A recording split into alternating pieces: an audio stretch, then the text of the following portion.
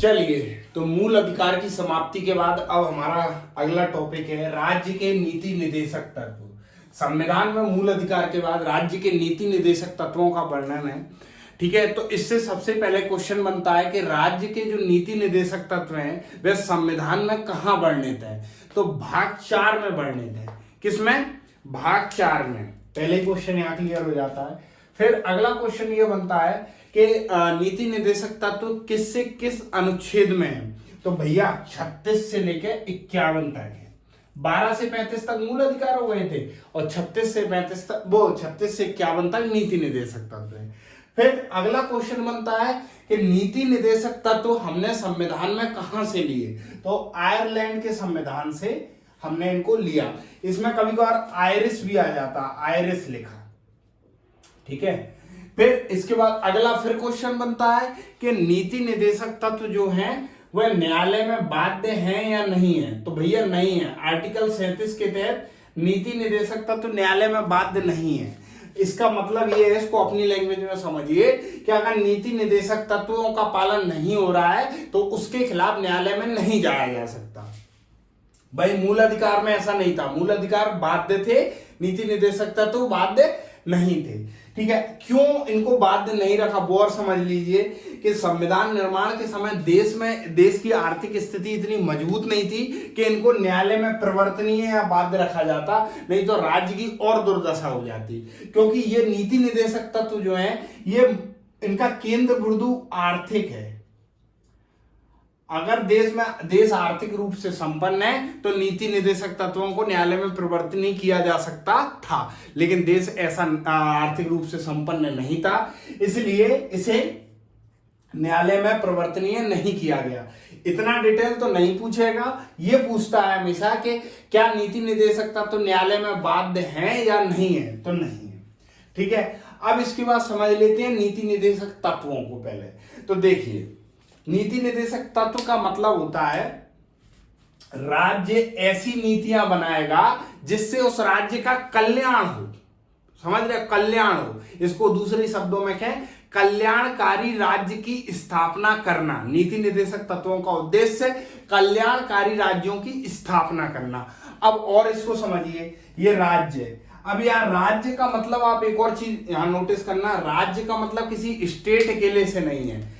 हम इसको अभी इसके जब अनुच्छेद पढ़ेंगे तो इसमें अनुच्छेद 36 कहता है कि राज्य की वही परिभाषा होगी जो मूल अधिकार के अनुच्छेद 12 में है। तो मूल अधिकार का अगर आपने लेक्चर पढ़ा होगा तो उसमें अनुच्छेद 12 की मैंने परिभाषा दी है। मैं दोबारा से बता दूं, राज्य का मतलब केंद्र, राज्य व स्थानीय स्तर के सभी प्राधिकारी।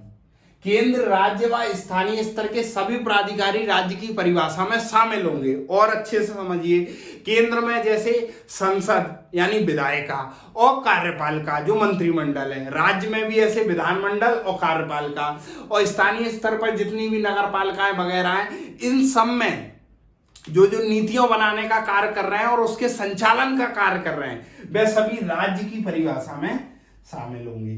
ठीक है, एक क्वेश्चन याद रखिए, राज्य की परिभाषा में न्यायपालिका कभी शामिल नहीं होगी, क्योंकि न्यायपालिका का काम है संविधान की रक्षा करना, तो वह राज्य की परिभाषा में शामिल नहीं होगी। तो राज्य में समझ गए, केंद्र, राज्य, स्थानीय स्तर के सभी प्राधिकारी ये क्या करेंगे? नीति बनाएंगे। ये क्या इन्होंने क्या करी? नीति बनाई। अब नीति कैसी होगी?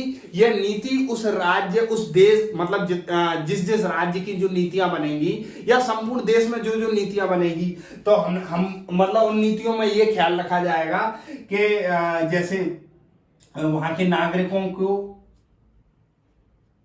काम कैसे दिया जाए, इस प्रकार की नीति। महिलाओं और पुरुषों को बराबर वेतन कैसे दिया जाए, ये अनुच्छेदों में इनकी बात डिटेल में होगी। ठीक है, जो पिछड़ा वर्ग है उसको कैसे सशक्त किया जाए, इस तरीके की तमाम नीतियां बनाएंगी। कौन? राज्य बना रहा है। क्या बना रहा है? नीतियां। किसके लिए? वहां के नागरिकों के लिए। क्यों बना रहा है? ये नीतियों से क्या होगा? कल्याण होगा। किसका? जनता का, वहां के नागरिकों का। आप समझ रहे हैं? राज्य नीतियां बना रहा है, किससे संबंधित? नागरिकों से संबंधित, उनको काम कैसा दिया जाएगा। ठीक है, फिर पर्यावरण से संबंधित तमाम तरह की ऐसी नीतियां जिसका मुख्य उद्देश्य क्या होगा? कल्याण। किसका? जनता का। अब यहां पर एक पॉइंट और समझिए कि देखिए, भले नीति निदेशक तत्व तो न्यायालय में बाध्य नहीं है, लेकिन अब राज्य ने नीतियां बनाई, गौर से समझना, राज्य ने नीतियां बनाई और नीतियों का उद्देश्य क्या किया? जनता का कल्याण करना। लेकिन अगर राज्य खराब नीति बना रहा है, बेकार नीति बना रहा है, तो ये क्या होगा? जनता के लिए क्या होगी? दुखदाई होंगी। और अगर ये जनता के लिए दुखदाई होगी तो क्या जनता दोबारा इन सरकारों को चुनेगी? आप ये समझिए, नीति निर्देशक तत्वों का सबसे महत्वपूर्ण पॉइंट ये है कि यहां पर हम इसे बोल सकते हैं कि अप्रत्यक्ष लोकतंत्र का उदाहरण है ये। कैसे?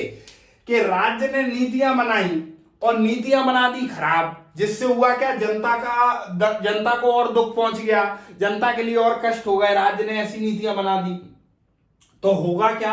ये जनता क्या इस सरकार को दोबारा चुनेगी? नहीं चुनेगी, सिंपल सा। तो कहीं ना कहीं राज्य को ये भले न्यायालय में बाध्य नहीं है, थोड़ा कॉम्प्लिकेटेड हो रहा है, लेकिन आप समझना होगा आपको, न्यायालय में भले बाध्य नहीं है, लेकिन कहीं ना कहीं ये अपने आप में ही बाध्य है। कैसे? राज्य की मजबूरी है कि अच्छी नीतियां बनाए और उन नीतियों से जनता का कल्याण करे। नहीं तो ये जनता, ये जो सरकारें बैठी हैं, जो राज्य की परिभाषा में जो सरकारें बैठी हैं, जनता उनको भगा देगी। इसी को हम इससे बोलते हैं कि ये लोकतंत्र को मजबूत कर रहा है और जनता के शासन को स्थापित करने में मदद कर रहा है कि भैया जनता ही सब कुछ। अगर आपने राज्य ने जनता के लिए अच्छी नीतियां नहीं बनाई तो भैया वो राज्य जो है अगली बार अपनी सरकार नहीं बना सकता। राज्य, मैं इसलिए बोल रहा हूं केंद्र, राज्य, स्थानीय स्तर के सभी प्राधिकारी राज्य में, तो ठीक है, तो ये अप्रत्यक्ष रूप से बाध्य ही होंगे। भले बाध्य नहीं है पर अप्रत्यक्ष रूप से बाध्य होंगे। ठीक है, तो ये आप समझ लिए। इसी में एक और पॉइंट याद रखिए, इसी कारण doctor B are Ambedkar ji ने इसको संविधान की आत्मा कहा है। संविधान की आत्मा कहा है। अच्छा, एक चीज और याद रखिए, राज्य जो नीतियां बना रहा है जनता के लिए, क्यों बना रहा है, इसके पीछे का कारण समझिए। क्योंकि संविधान निर्माण में शुरू में ही प्रस्तावना क्या कहती है कि हम भारत के लोग, भारत को, कहने का मतलब संविधान का जो स्रोत है वो भारत की जनता है। तो अगर संविधान का स्रोत भारत की जनता है तो उसका अंतिम उद्देश्य इस जनता का कल्याण, इस जनता की सुरक्षा, समझ रहे हैं? इस जनता का कल्याण, इस जनता की सुरक्षा। अब देखिए, सुरक्षा तो मूल अधिकार से मिल जाएगी, पर कल्याण कैसे होगा? तो कल्याण के लिए आर्थिक रूप से भी समृद्ध बनाना होगा। तो आर्थिक रूप से समृद्ध बनाने के लिए नीति निर्देशक तत्वों का प्रावधान लिया गया और नीति निर्देशक तत्वों के प्रावधान में स्पष्ट कहा गया कि राज्य कल्याणकारी राज्य की स्थापना करेगा, राज्य के नीति निर्देशक तत्वों के माध्यम से। तो इस तरीके से ये नीति निर्देशक तत्व हैं। अब इनको अनुच्छेद 36 से 51 या 2 या 3 लेक्चर में हम इनको छोटे छोटे लेक्चरों में पढ़ेंगे।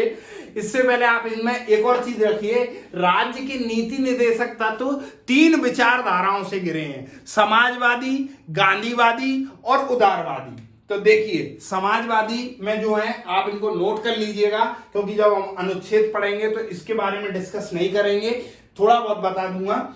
समाजवादी में अनुच्छेद 38, 39 का और 40 है। अब आप कहेंगे 36 और 37 कहां गया?